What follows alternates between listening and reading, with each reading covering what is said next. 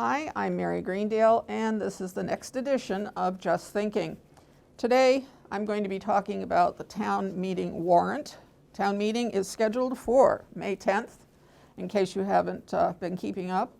May 10th at 7:30, and it will be in the high school auditorium as it normally is, but we will be accommodating for COVID.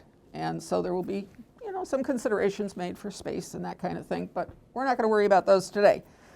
Today I have the chairperson of the select board, John Cronin, and the town administrator, Travis Ahern. And we're going to just go through this and kind of hit the highlights in terms of what's on the warrant, what you might need to look, study. I'd like to think you'd all read them and really know what they're about before you go. Travis, quick question. Will this be posted? Has it been posted? It will be posted on Friday the 23rd. Okay. And tonight, the Finance Committee is starting to vote on articles on the budget, as I understand? Yes. Okay, so that's the status of things.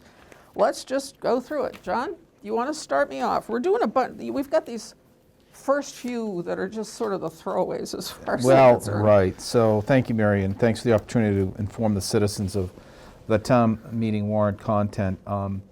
The warrant this town meeting has a little bit more action than what we're accustomed to seeing. We're at 37 articles right now, including a few citizen petition articles that are at the back end, and we'll get to those shortly. But you're right, Mary. To start off, as we normally do with most warrants, there's some housekeeping measures that have to be taken care of.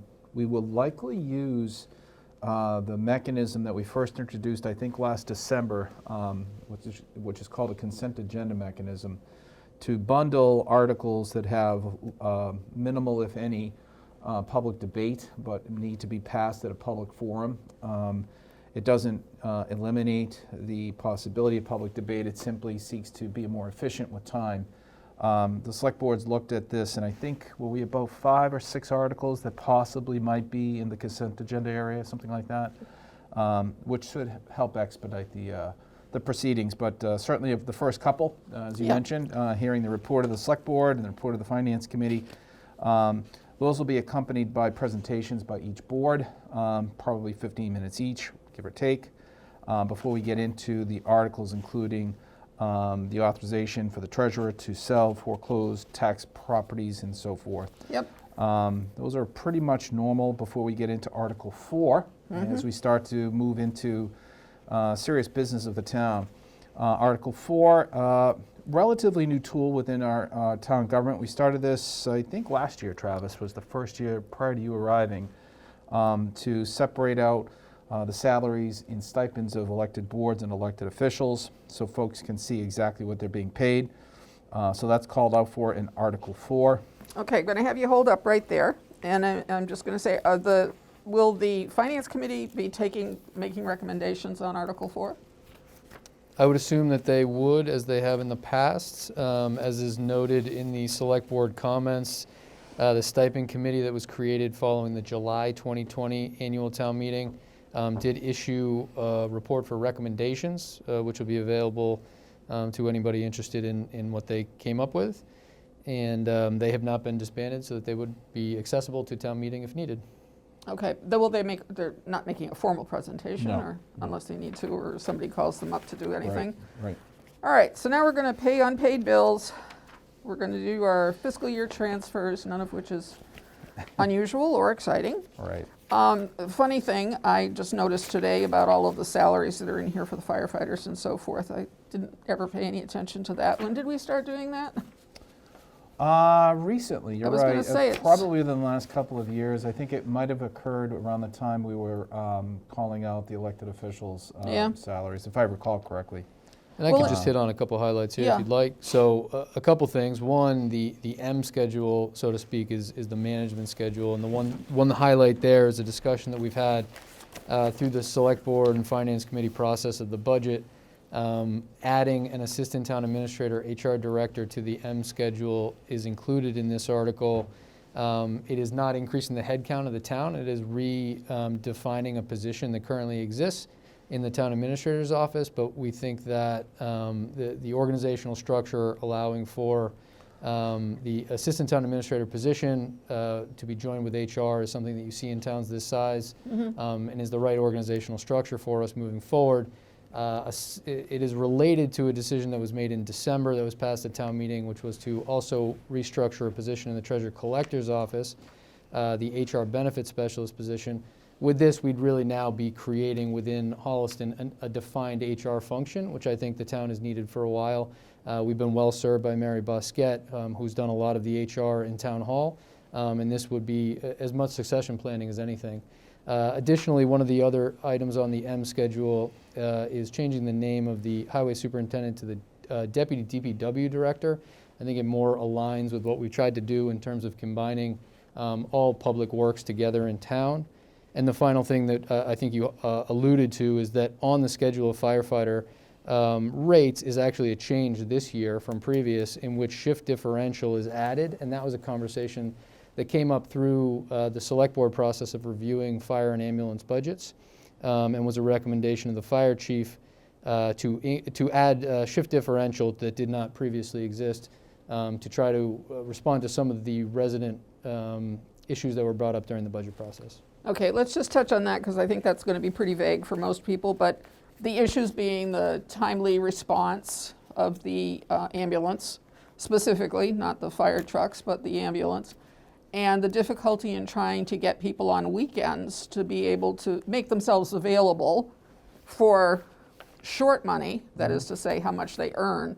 And so there was some discontent and also unavailability just by having other jobs that they take as EMTs in other areas, so that they're just not available. That's correct. So this differential is to sort of create a floor for them, that there is some sort of commitment to them. I think it's more than creates the floor. I think it creates a bit more pay equity with surrounding communities, because you're absolutely right. This was an issue that arose as a result of conversations with Chief Cassidy. We had some public input from folks concerned about this issue. And basically, Mary, you're right, the EMTs and those on call were struggling to keep up with the calls, and in events where they could not meet the manpower levels would call in mutual aid from other communities. And because Holliston was one of the lowest, if not the lowest, it was undermining our ability to uphold our end of mutual aid commitments. We saw this necessity emerge as a result of that public conversation. We said we've got to do something here. It's a core function of our town government to be able to respond to our citizens in their time of most need. So we saw the opportunity to fix it, and that's presented here in this article. I understand like the ambulance runs were like in excess of 1,000 last year. Yeah, the chief presented quite a bit of data. We can make all that data available so people understand the scope. And what we're really trying to do here is impact a number of items that came up in that conversation, some recommendations from the fire chief, but then also look at and be able to evaluate if this is increasing the service level in town. And the further discussion on that was potentially bringing in a group such as the Collins Center or MRI. These are groups that look at public safety functions in towns our size and larger towns, and evaluate if we'd like to go further than that. But I think this is a great first step. It's going to allow us to evaluate if we can improve service through this particular function. Okay, good. Yeah, it was there was a little bit of public discourse about that out there on the social media world. Not always the best place to get the best information, but it is a bellwether of what's going on. So anyway, all right. Anything in the consolidated personnel bylaw that's of any significance? Nope, those are just best practices recommended by Labor Council. Okay. So Article 9 is a report from the Governance Committee on some aspect of bylaws, general bylaws that they're making recommendations about. We're not going to try to deal with that one tonight, but I do want to make it clear to people that there is a show that was taped last night, which is a conversation between a member of the Select Board and a member of the Finance Committee on that topic, and that will be airing probably Monday or Tuesday. Okay, so for Article 9, that's where you'll want to listen and kind of get a feel for what's going on. In addition to the multiple public hearings that the governance committees had over the last several months, as they have built the content for both 9 and 10, they're complementary articles. Right. They have one more hearing? Yes, I think next I think week. there is one more hearing. And to find these things, if you just look on the calendar on the website, right on the front page, you can kind of click through the days and see which one is the governance committee. Click on it, and you'll get right to the agenda, and click on the link, and you can zoom away. Right. One thing structurally that I just want to point out, when you look at the warrant, Articles 9 and 10 appear very brief. There's not a lot there other than the explanation. Our town administrator worked steadily with our town council to separate out the major content into separate exhibits, which will be attached to the warrant, Exhibit A's and B's. If you want to get into the deep dive of what they're all about, they're in the back. Yep. And that information, as Mary mentioned, has been on the website for anybody interested to date, but will be included in the warrant as well. Yeah, it is. And on the website, again, just get to the governance committee and it's all right there. But Article 9 is primarily about finance committee procedures and stuff, and Article 10 made a few little tweaks here and there in town meeting and that kind of thing, but less depth to it, let's put it that way. All right, number 11, a really exciting one. I'm betting this is This will likely fall into the consent agenda category. Yeah, that we have, when you renumber, so then you have to go back and renumber all the way from the beginning if something gets slipped in, so. Exactly. All right, so select board can sell surplus equipment. You've always been able to do that, but we have to go through this little thing every Likely year. a consent agenda item. Yeah. Spending Chapter 90 money, I would think, would be a consent agenda thing too, because who's going to turn it away? We're thinking that way, and incidentally, what we'll likely do for consent agenda items, Mary, is we'll approach the moderator before town meeting or at that time, and just let him know that these particular articles probably befit this need, and then he'll entertain a motion when town meeting starts to get it going. So. Okay. Travis, I'm going to let you cover the ones that are from the assessor, since I am an assessor. I prefer just to let somebody else, just what they are. Absolutely. 14 and 15 are the consistent articles, no change, that have been on the last few warrants. They're just a need to annually update the interest rate per annum and the income requirements. Article 16 is new. This year it is adjusting or adopting 22G and 22H for veterans tax exemptions. An analysis will be available. It's not going to be a significant impact to the tax roll in Holliston. We do have some people who fall within the categories, but it's really adopting some changes that have been made at the state level as it relates to the BRAVE Act, which is the Veterans Benefits Rights Appreciation, Validation, and Enforcement Act, which was signed into law August 28th, 2018. Okay, these are tax deferral programs, at least two of them are tax deferral programs for seniors who must be income eligible. That's part of the deal. And if you have any questions about that, the assessors, I mean, these are there every year, but the assessor's office can answer specific questions. We do have perhaps a larger share than we might expect of people who need these. And I know the first time I ever sat there with one of the income sheets, it was like, you've got to be kidding. How can you possibly survive in this town? You know, because this is not an inexpensive town to be in. So there is need out there, and this tries to address some of it. Absolutely. Okay, revolving fund spending limits. It's pretty self-explanatory, huh? Yeah, so this is the one, you know, I think some people can get confused by the revolving fund mechanism. At the end of the day, this is just allowing spending up to that amount. It is not authorizing this to be taxed. The money that is spent out of a revolving fund is raised through fees or other revenue sources that go into the revolving fund, and the revenue of the fund needs to support the activity. So right. It's just Otherwise, setting it a would go spending limit. away. Otherwise, Exactly. it would be going into the general fund, and we'd be fighting over it every single year. And in the meantime, whatever the original thing was, say the golf course, would deteriorate. Anyway, okay. Article 18 is the omnibus, and we're not really in a position to talk about that yet because it's not soup. Still on the stove. Still on the stove, and it's going to bubble up tonight. I would actually like to make a comment on that if I could. The budget building process this year, I think, was dramatically different than what we've experienced. And I have to give a lot of credit to our town administrator for that. He has stepped in barely a year ago, last July, and has seized upon a budget exercise and guided boards through it in a way that I haven't seen in a long, long time. He has reached levels of financial expertise that we are so lucky to have. So I want to give him a lot of credit for where we stand today with the omnibus. Okay. So capital expenditure fund, we're putting 1.75 million into that. I think that's kind of a standard, is that? It's pretty consistent. So that was the number that we had in FY20. It was impacted last year due to COVID. It is not increasing from the FY20, but we feel it's important to stay at that level. That is the putting money in. The following article, Article 20, is spending money out.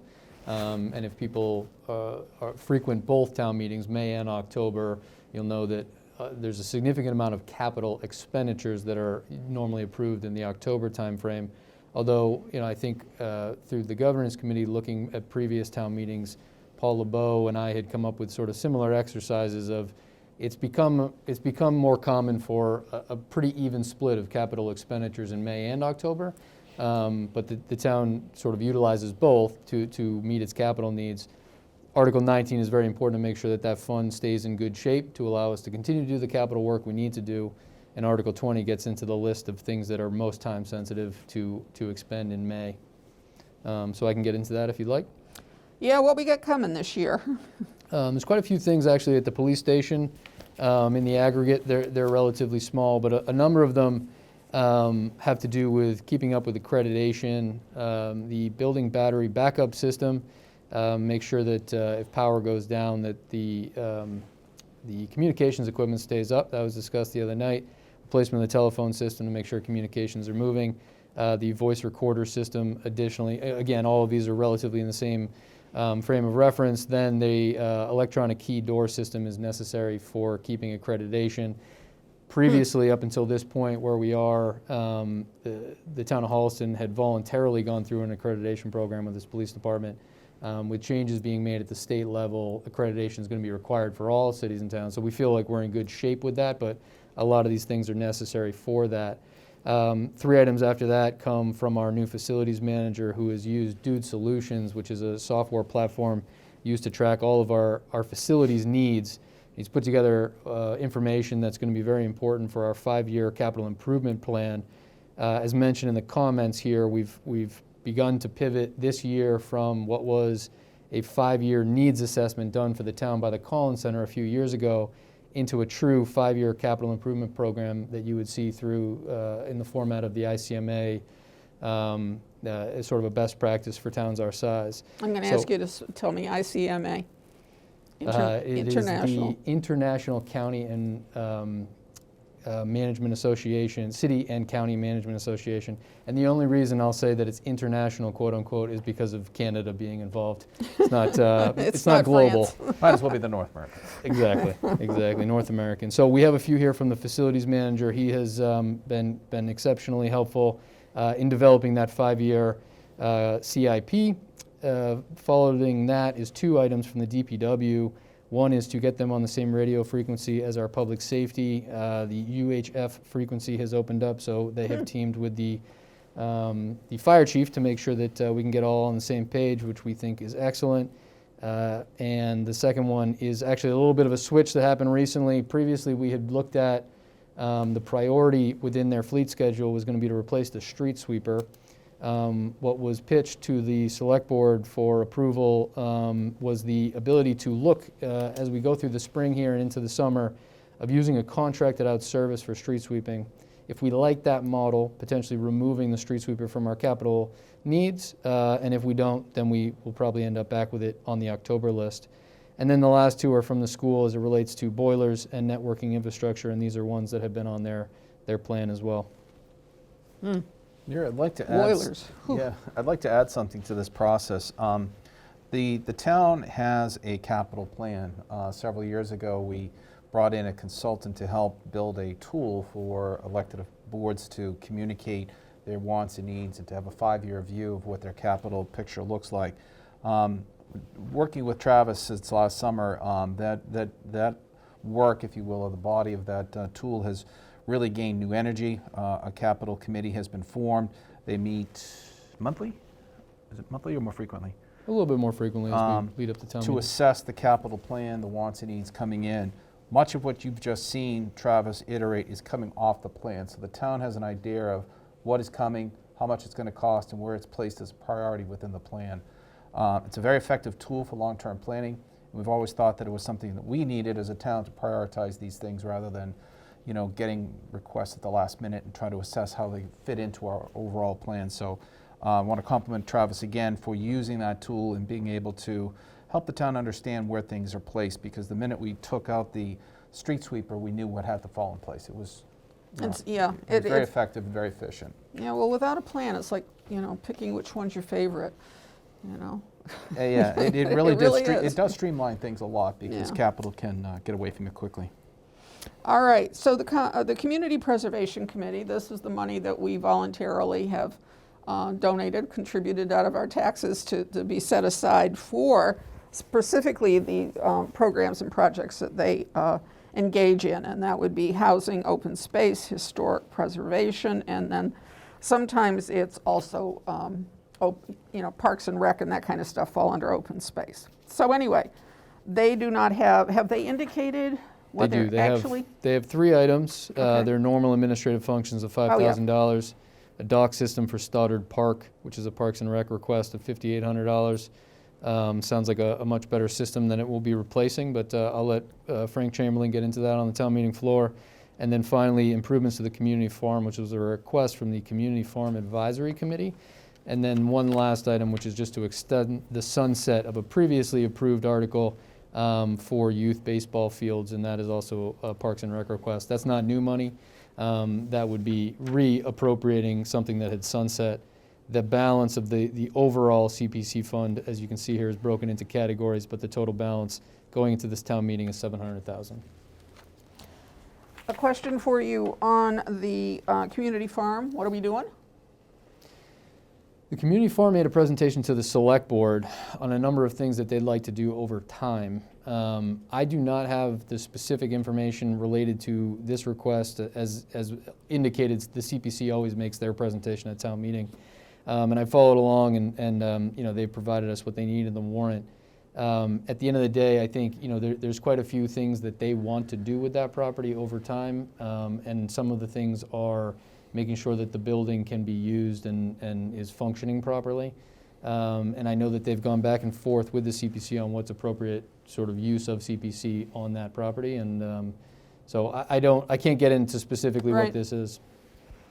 Okay, that's encouraging. Before we move on from CPC, I want to throw some credit their way. Over the last couple of town meetings, they've been instrumental in awarding project and funds for projects to town-owned buildings, specifically Town Hall.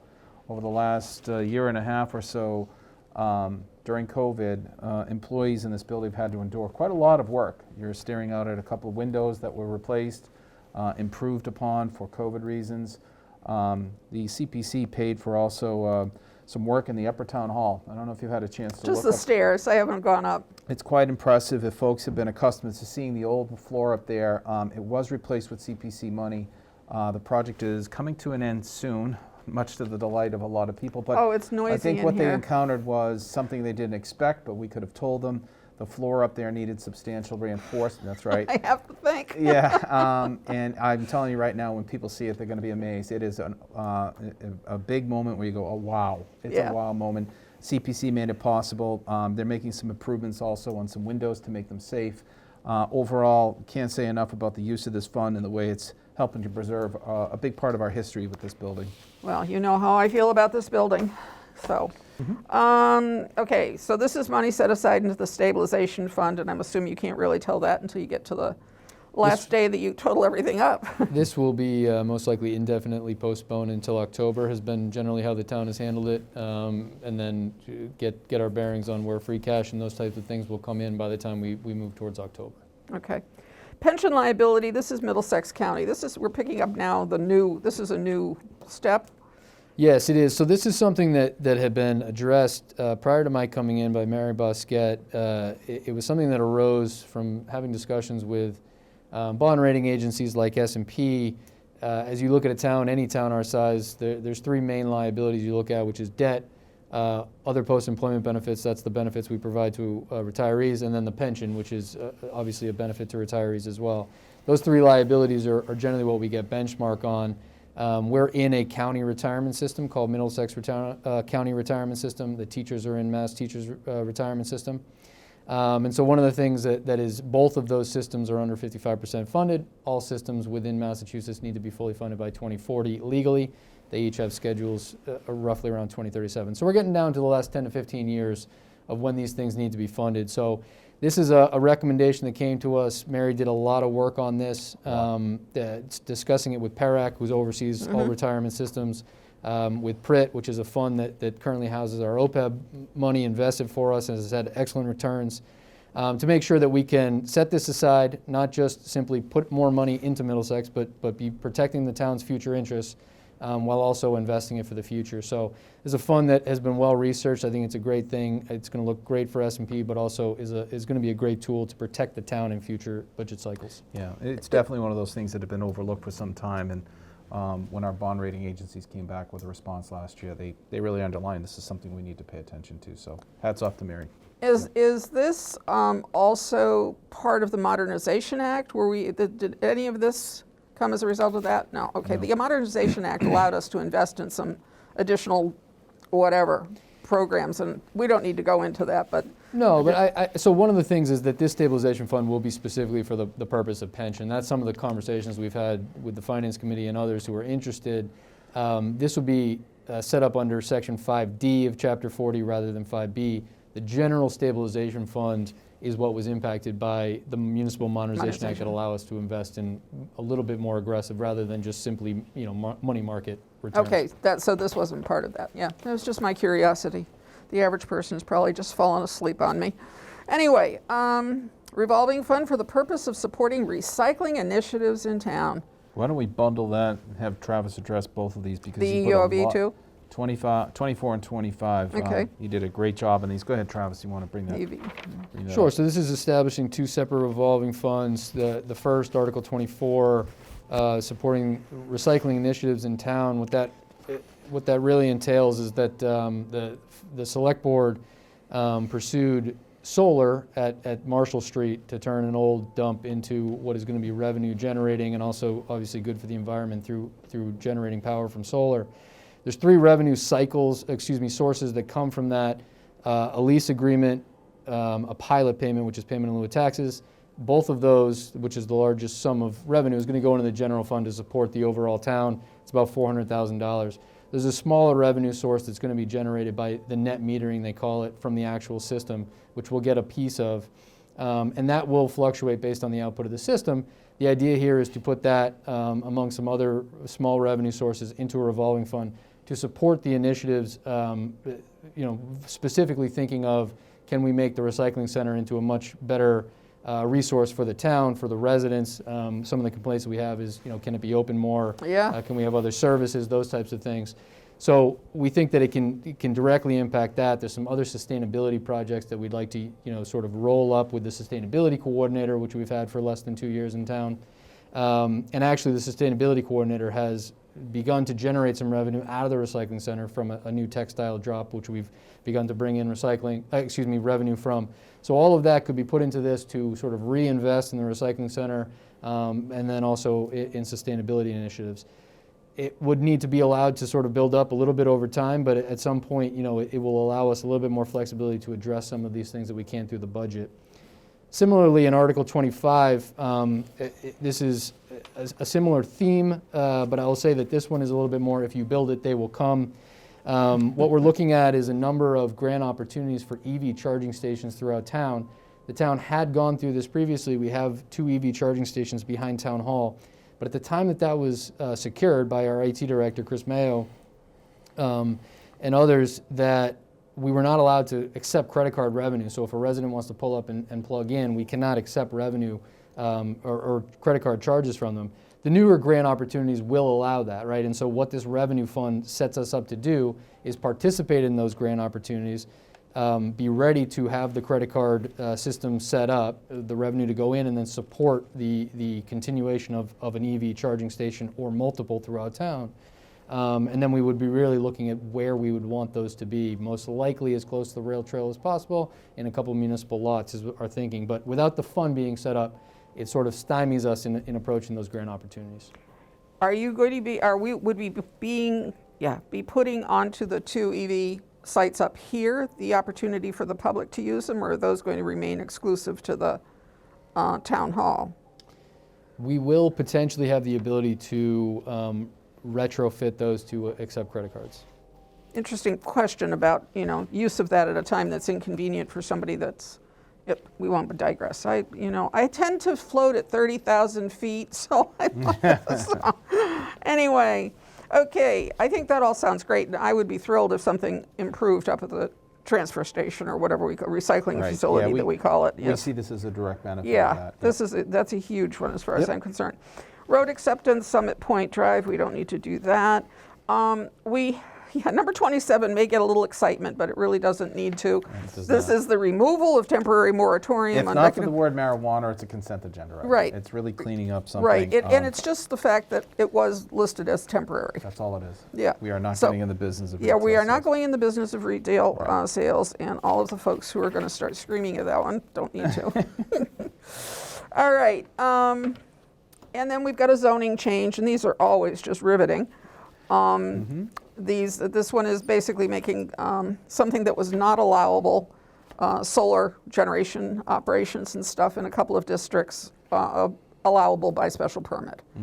Okay, so, all right, then this one, I want to make sure that we're clear. This is a scenic road designation.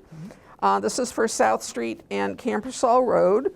And one thing I heard you say the other night, John, was just don't anybody with 555 think that this has anything to do with it. Yeah. This is a separate issue. Right, let's make that clear right now. This, Yeah. this meeting will not deal with 555 Hopping Brook. Right. There's no vote. Yep, there's nothing on the agenda that could be. No, the name of the street probably led people to think that there was something here, but this originated with a citizen's request to designate those roads scenic. The planning board took a vote, or plans to take a vote on it, to endorse it as one of our scenic roads in Hollis. And it is. And it means basically that the road can't have disturbances of stone walls, cutting of trees and so forth without the approval of the town. It maintains the unique nature of that particular area. The fellow that was from whichever program, Bill, whatever his name was, that I sat in on, called that an antique road. No. I'm sorry, I forget the word. It starts with an A. But at any rate, it's an actual special designation. I looked it up because I'd never heard it before, but not antiquated, but something like that, that I had to look up. And that road actually fits that description, which is more rural, if you will, or old-fashioned, if you will, than even scenic roads.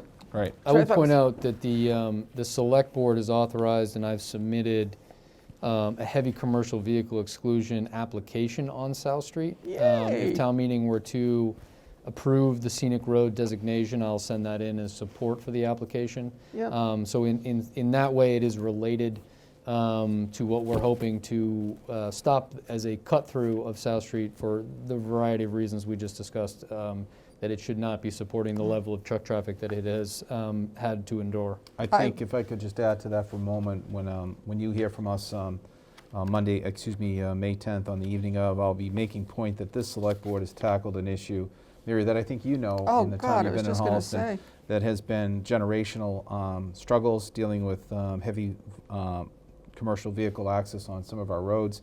So last summer we started with a process that we told everybody was going to take time, and it does, but when you Didn't stick take as to long as I expected. it's measured in months, that's right, and with the help of our local state rep, our state senator, our neighboring town, Medway, I think, also contributed to helping on South Street. We seem to have collected a comprehensive plan to control commercial vehicle access to several roads in addition to the ones Travis mentioned. They extend obviously over to the lowland area. So we're confident MassDOT will look favorably upon the application, because once they see those traffic volumes, they're going to fall off their chairs. I mean, residents have been crying out for this for a long time because they were right. I was there. I lived there. And it was just horrific. So They saw the trucks in person with us as well. that's That's right. good. Yeah, they came out a couple We had to times. stop speaking because the truck would go by. Don't you hate it when you do set up something and then the trucks don't show up? But anyway, all right, septic system here in Town Hall. We're going to use a little piece of land from the Congregational Church, which is Another really well-done project by our town administrator, negotiating a successful easement with our neighbors here at the Congregational Church, who continue to be great neighbors centuries after we became neighbors.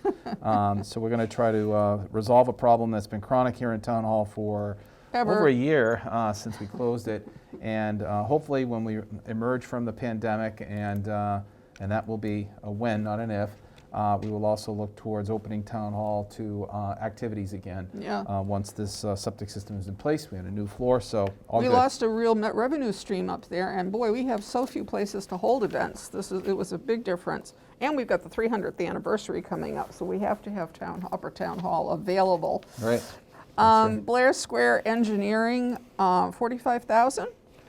Yeah, so the Blair Square Committee had engaged a group with donated funds to get a rendering of what they were hoping to see at Blair Square be developed. That rendering is available and on the website, and we'll make sure that everybody at town meeting has access to. The next step, they did take that to the CPC and ask for funding of the overall project and the design engineering of the project. The CPC was hoping that they would come back with actual construction documents and show that the town supports the development of Blair Square into this type of community asset. So right now what we would be asking for is $45,000 for the design engineering to get the construction documents, with the idea that the Blair Square Committee, Select Board, myself, would then bring those in front of the CPC on the October town meeting timeline. And to start a project between now and that time, having a lot more sort of resident input as we move towards creating what has been envisioned for Blair Square. I can tell you in 2014 I did a townwide survey of what people wanted downtown, the downtown area, and I got 700 responses to that. First of all, it's an extraordinary response to a survey because I did those for hundreds of years, and that was like, wow.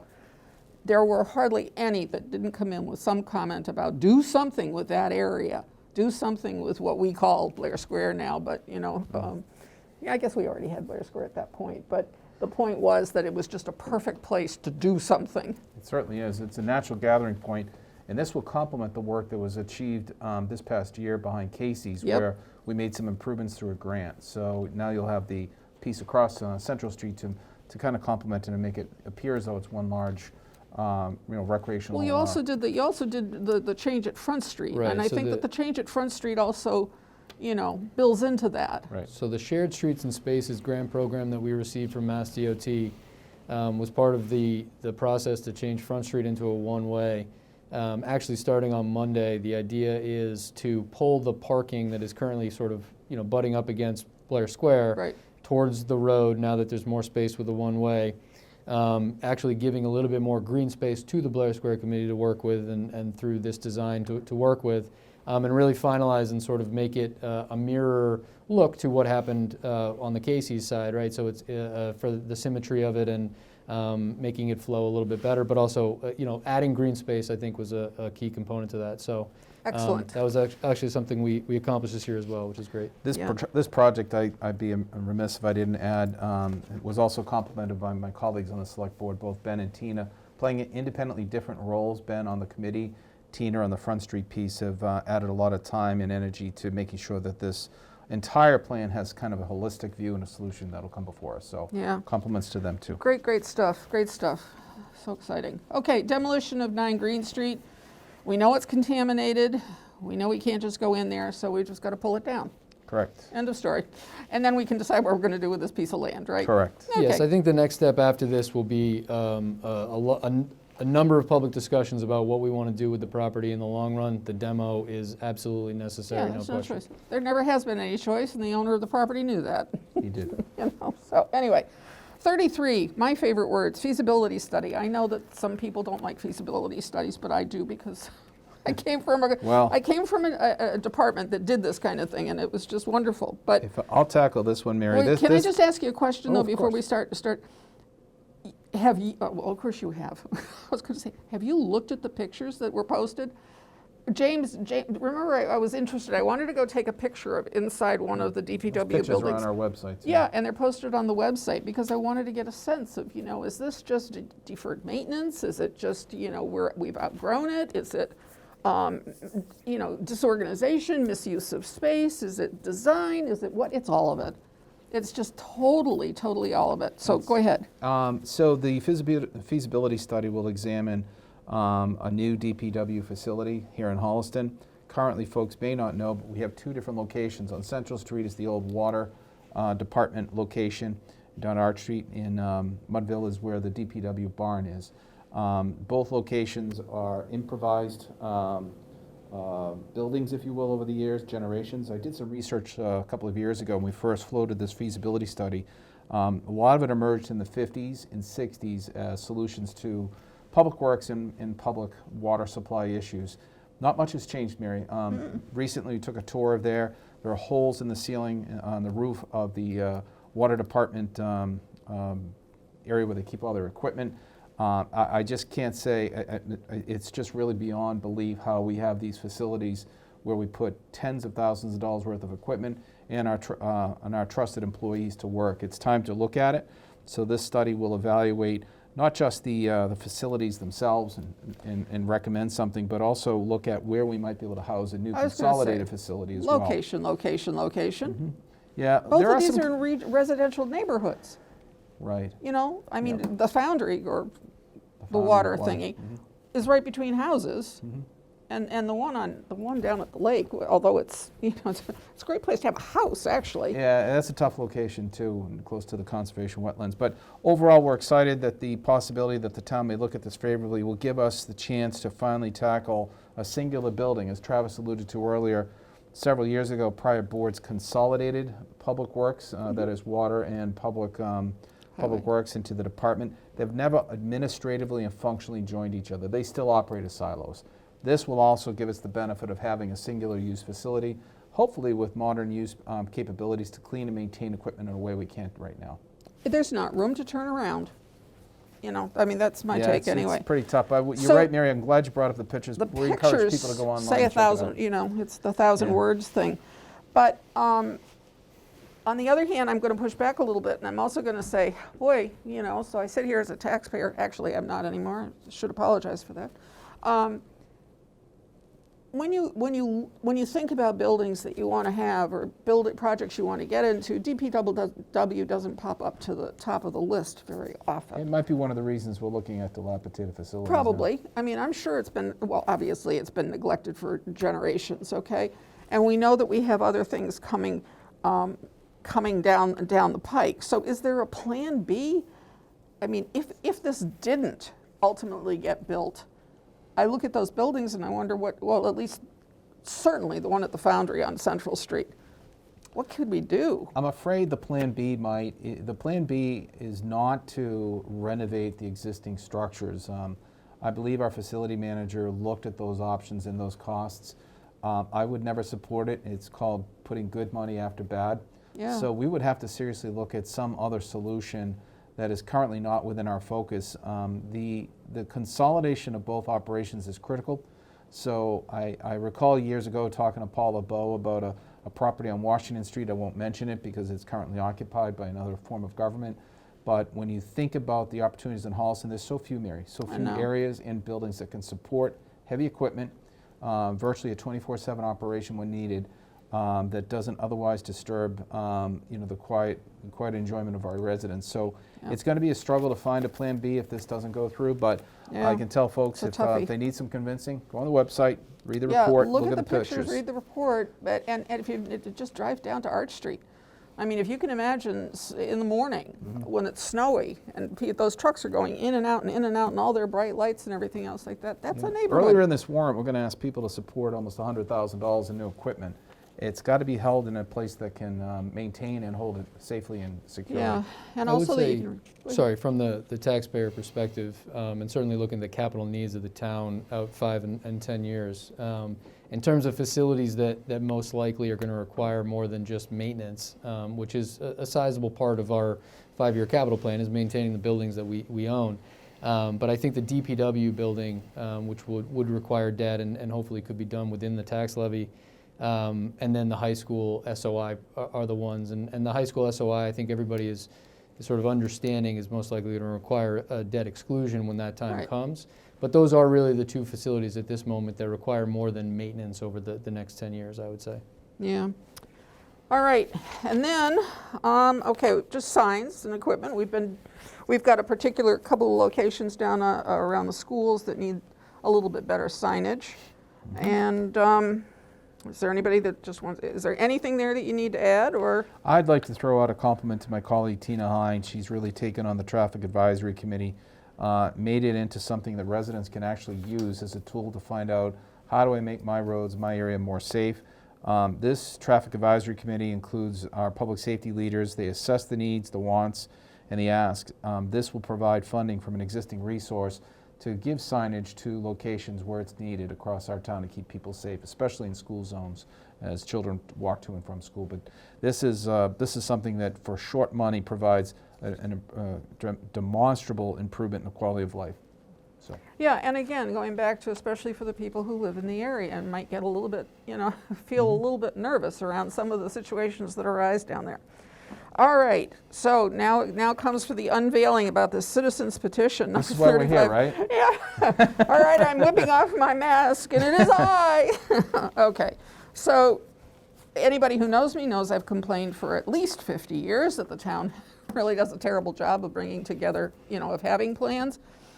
The thing that I like about the fact that we have, you've got your capital expenditure plan in place, and we've got, if we can make a long-range plan for the town and actually start to use it as the guiding document that feeds into the capital expenses, it feeds into budget development, and we can all sort of have a better picture of what we're going for, what we're looking to be as a community. I think it would make all of these processes a whole lot easier. The one thing I do want to address is the fact that I do apologize that it's a huge committee, but there are a lot of interests at work out there that wanted to participate, and so I believe we will be seeing some subcommittees and work groups that will grow out of that. But anyway, that's my my petition. And then one of the things I wanted to compliment you on too is, I'm just finishing up 3 years on the select board, but I've been involved in town government for a long time, over 20 years. But as boards come and go, priorities come and go, this particular group will enable some kind of sustained interest that survives those boards coming and going in their priorities. This will allow the town to have some kind of a sustainable way to check back annually on what types of investments the town needs from time to time, while keeping their eye on a whole view of the town. I think it's a critical way to look at things. As you know, Mary, we did talk some time ago about the master plan that Holliston did almost 20 years 1997. ago. Which planning board product was nice, but unfortunately it's not a living document, and it had no sponsors, if you will, that live with it that can advocate. This group does that. Yep, it's a key component to the initiative. Yep, it's a standing committee that is supposed to, monitor how we're doing. So hopefully that all works. And then you've got you have another citizens petition, and this one is for that everybody who is in town government, all elected town officials shall be provided a town-owned email account, and we're supposed to use that as our way of communicating. I didn't like owning a town-owned email account, I'm sorry. I had one, but I never remembered to check it. So it's like, I have trouble with having two accounts that don't look. Yeah, we offer to everybody who comes in on a boarding committee. Chris Mayo, the IT director, will reach out to them, offer it to them. I think what we find is a number of people who have a personal email, a work email, to add a third email, they find onerous. And so it's been the policy of the town to offer, but not force. I think it's great that it's offered, and I understand the good sense of it, but it just didn't work for me. So I don't know. Well, it's a citizen's petition, so we'll wait for the sponsor to make the argument and then discuss it at town And meeting. then we have one also to move the select board from a 3-member to 5-member board, and that is also another citizen's petition. Again, we'll have that discussion on town meeting floor. And then the warrant ends as usual, which is to direct people to the Local election on May 25th at the high school gymnasium, which I've Yeah. been told I should also call the field house, so I will call it both. Yeah. So 37 articles, Mary, as we started off with. It's a tall tale here. We got a lot of work going on. We don't know if we'll get it done in one night. We hope we will. That would be great. But In the event we don't, we'd ask people to hang with us because we're scheduled for the next night if we need to finish up business. yeah, I can tell you about the good old days when we could go a week. So, Yeah. Anyway, that's when there was real money on the table. That was the single difference because of Prop 2.5, Oh, yes. Yeah. Before then, it was a scrap, we were fighting over scraps on town meeting floor. So it was- Just a brief note about town meeting. As folks have followed the select board's meeting, they'll know that weekly we check in with Chief Cassidy on the community's coronavirus condition. We did ask him if there were any needs to change the location or modify what we'd been doing to date. We talked about outside versus inside. There's been some discussion about it. We're going to stick with the plan that we used in December. Inside, of course, they'll be properly noted Spaced on and certain everything. on certain chairs where you can sit. There'll be monitors helping people speak so that they're not encountering others. So the whole social distancing program will be in place. And I might want to add, we did contact tracing after the last 2 town meetings and came up very clean. So we expect another successful Good. town meeting, safe with a normal quorum. And like I said, hopefully we'll get it done in one night. But that's optimism. We'll see. Okay, well, I'm not taking any bets on anything. Travis, thank you for joining us. Thank you, John, thank My you. pleasure. Thanks for having us. All right, and so there we have it. That's the warrant, and stay tuned to, we have a bunch of shows coming your way in the next few weeks for candidates who are running for office and all that kind of stuff. So stay tuned, keep your eye on us. We'll talk to you soon. Thank you.